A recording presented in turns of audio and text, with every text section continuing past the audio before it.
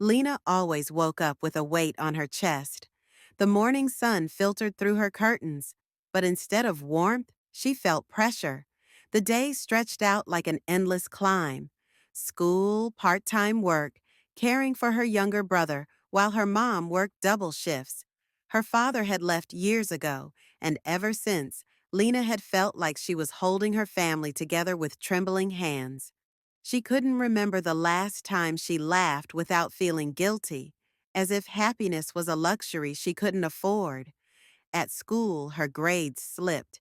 Her teachers sighed, friends stopped texting, and she began to believe she wasn't enough. She'd sit by herself at lunch, picking at her food, wondering if life would always be this exhausting. One night, after her brother had fallen asleep, Lena sat on her bed, staring at the pile of unfinished homework. Tears welled up, but she pushed them down. Instead, she picked up her sketchbook, her one escape. She drew for hours, lost in lines and shadows, until the world outside didn't seem quite so heavy. Days turned into months, and Lena kept drawing. It became her therapy. She sketched her dreams, her pain, her hopes. Without realizing it, her art got better. One of her teachers noticed her doodling in the margins of her notebook and encouraged her to submit her work to a local art competition. Lena almost didn't. She doubted herself, afraid of rejection.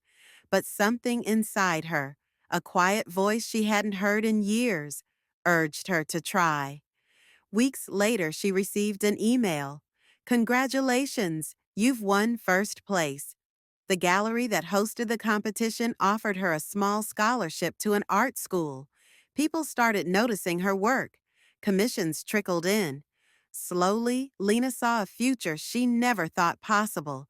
She still had rough days, but the weight on her chest didn't feel unbearable anymore. She had found something she loved, something that turned her stress into strength. And for the first time in years, Lena believed she could build a life full of color and light